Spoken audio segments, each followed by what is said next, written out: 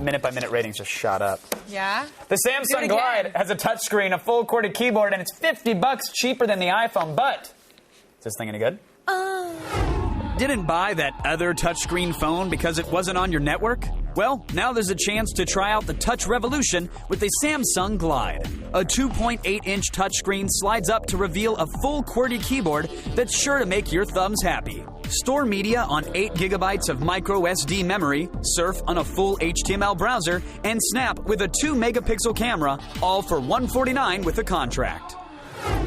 Okay, it's pretty small, and it has a keyboard, and I felt it earlier. It felt sturdy. I want to ask you about what you think about the design. Do you think it was designed well? It actually has a good feel. I like the way it feels, yeah. Yeah, it does feel sturdy. The slide, the Glyde, oh, you Glyde, mean? I'm sorry. Click.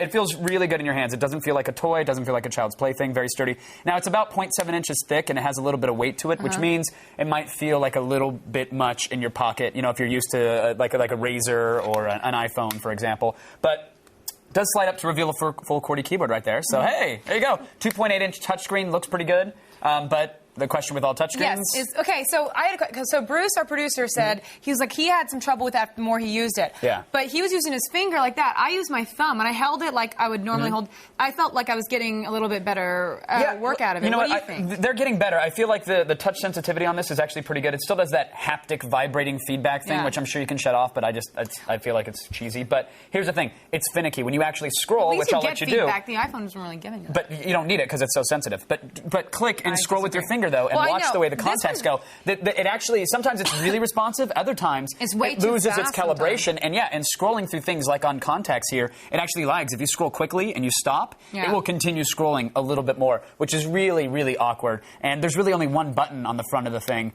So hanging up or doing other functions while you're on a call can be a little annoying. Okay. So. Well, I want to talk to you about the keyboard. Yeah, because that's really the feature. It's supposed to be like, you know, it's a touch keyboard, so it feels better. I mean, is it better than having it on the touch right here? It's barely better, if at all. If it was spaced out correctly.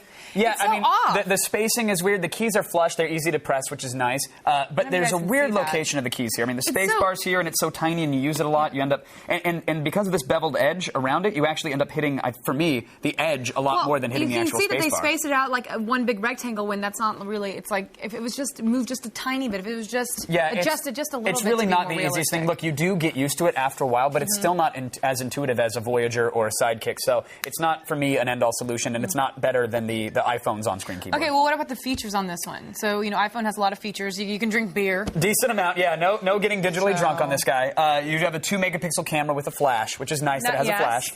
Stereo Bluetooth, which the iPhone does not have. GPS, full HTML browser with EVDO, and the micro SD, you can get up to 8 gigs of storage now, which isn't bad. No Wi-Fi, though. So you're not, I mean, you have the high-speed EVDO, but that's it. There's nothing faster for it. Okay. All right, now they recently lowered it to $149. Yeah, not surprising. With a contract. So we can overlook the problems for that. I mean, I just think without the contract, Jersey Christmas mom of you. It's just so... With the contract. I know, it's so stupid. It's like, without the contract, you're paying like $400. Yeah, look, okay, with a contract, which most people get their phones with a contract, I still don't think it's worth it. I mean, it's got a lot going for it, but the implementation just is not the best. So if you have Verizon and you really need a touchscreen, you might want to check out the Voyager, because this thing, we're giving it a 70%. All right, there it is. It's a C-, kids. Look, the device isn't bad. It's just barely satisfactory. Hey, look, an iPhone! Hey! Fanboys everywhere! You guys remember, for even more of the latest news on computers and tech, check out g4tv.com/thefeed.